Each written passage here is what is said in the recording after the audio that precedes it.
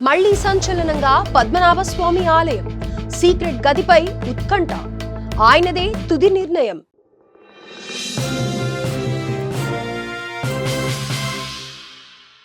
యావత్ ప్రపంచంలోనే అత్యంత సంపన్నమైన పుణ్యక్షేత్రాల్లో ఒకటైన అనంత పద్మనాభ స్వామి ఆలయం మరోసారి వార్తల్లోకి ఎక్కింది.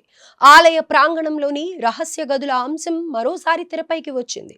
నేలమాళిగను తెరిచే బాధ్యతను ఆలయ తంత్రికే అప్పగించడంతో ఆయన ఎలాంటి నిర్ణయం తీసుకోనున్నారన్నది హాట్ టాపిక్ గా మారింది. మరి ఇప్పుడైనా నేలమాళిగ తెరుచుకుంటుందా, మిస్టరీ వీడుతుందా లేదా అన్న దానిపై ఆంధ్రప్రభ స్పెషల్ స్టోరీ. కేరళ రాజధాని తిరువనంతపురంలోని అనంత పద్మనాభ స్వామి ఆలయం రహస్య గదులు మళ్లీ చర్చనీయాంశంగా మారాయి. ఆలయం కింద ఉన్న 6 నేలమాళిగలు ఉన్నాయి. వీటికి ABCDE మరియు F అని పేర్లు పెట్టారు. వీటిలో 5ంటిని ఇప్పటికే అంటే 2011లో సుప్రీంకోర్టు ఆదేశాల మేరకు తెరిచారు.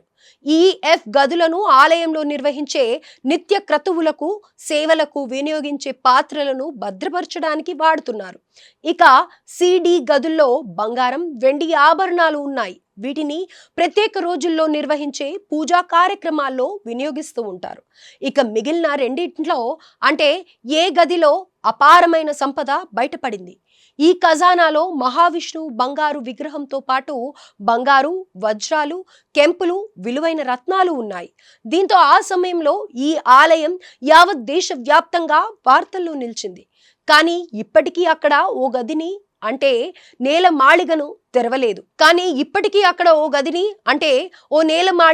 తెరవలేదు.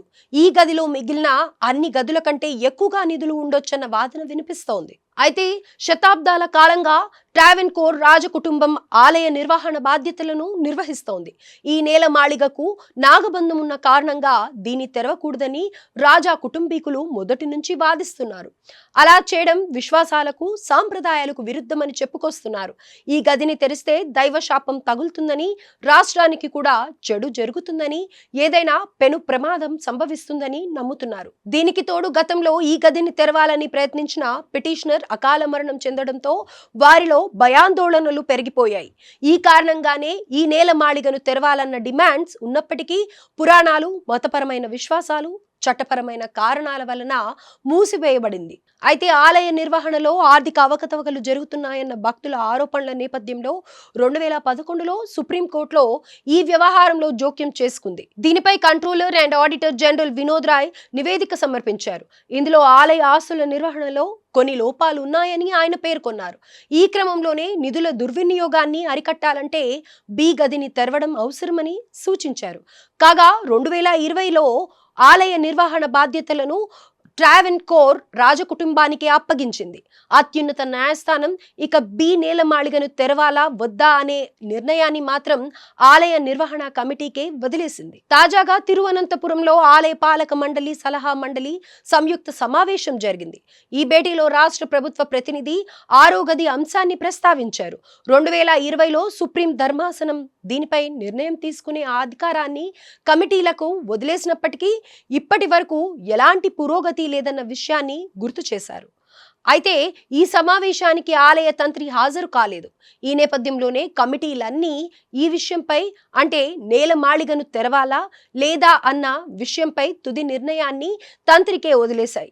మరి అనంత పద్మనాభ స్వామి ఆలయంలో ఉన్న నేలమాళిగ ఇప్పటికైనా తెరుచుకుంటుందా లేదా, దీనిపై ఆలయ తంత్రి ఏం నిర్ణయం తీసుకుంటారనే దానిపై సర్వత్రా ఉత్కంఠ నెలకొంది.